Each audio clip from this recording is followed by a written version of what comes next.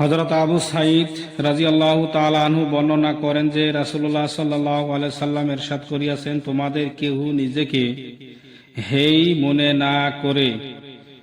সাহাবা রাদিয়াল্লাহু তাআলা আনহু আরজ করিলেন, নিজেকে হেই মনে করার কি অর্থ?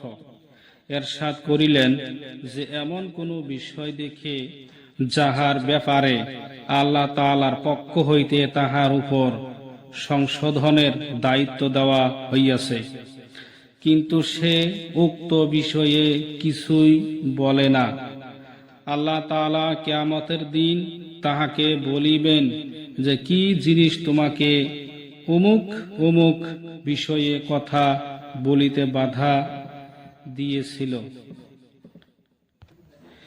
সে আরজ করিবে, মানুষের ভয়ে বলি নাই যে তাহারা আমাকে কষ্ট দিবে। আল্লাহ তাআলা ইরশাদ করিবেন, আমি উহার বেশি উপযুক্ত ছিলাম যে তুমি আমাকে ভয় করিবে। ফায়দা, আল্লাহ তাআলার পক্ষ হইতে অসৎ কাজে নিষেধ করার যে দায়িত্ব দেওয়া হইয়াছে, মানুষের ভয়ে সে দায়িত্ব পালন না করা হইল হেই।